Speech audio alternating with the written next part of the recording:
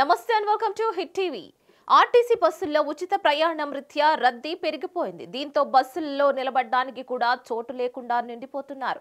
పథకానికి ప్రయాణికులు తప్పనిసరిగా తమ ఒరిజినల్ గుర్తింపు కార్డును చూపాలని టీఎస్ఆర్టీసీ స్పష్టం చేసింది. ఈ మేరకు టీఎస్ఆర్టీసీ ఎండీ సజ్జనార్ కూడా ట్వీట్ చేశారు. ప్రయాణ సమయంలో కొందరు మహిళలు గుర్తింపు కార్డులు తీసుకురావడం లేదని సంస్థ దృష్టికి వచ్చిందని, గుర్తింపు కార్డుల ఫోటో కాపీలను తీసుకువస్తున్నారని, స్మార్ట్ ఫోన్లలో సాఫ్ట్ కాపీలు చూపిస్తున్నారని తెలిసిందని పేర్కొన్నారు. ఇక బస్సుల్లో ప్రయాణించే మహిళలకు ఒరిజినల్ ఐడి కార్డులు తప్పనిసరిగా స్పష్టం చేశారు. లేదంటే కేంద్ర రాష్ట్ర ప్రభుత్వాలు జారీ చేసిన ఒరిజినల్ ఆధార్, ఓటర్, డ్రైవింగ్ ఇంకా తదితర గుర్తింపు కార్డులను చూపించి జీరో టికెట్లను తీసుకోవాలని మహిళలను కోరుతున్నామని అన్నారు.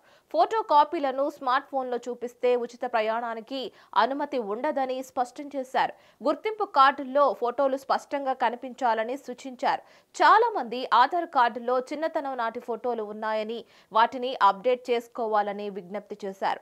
ప్రభుత్వ ఆదేశాల ప్రకారం తెలంగాణ రాష్ట్రానికి చెందిన మహిళలకే ఈ స్కీమ్ వర్తిస్తుందని గుర్తు చేశారు.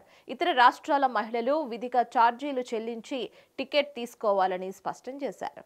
మరిన్ని న్యూస్ కోసం ప్లీజ్ ఫాలో హిట్ టీవీ.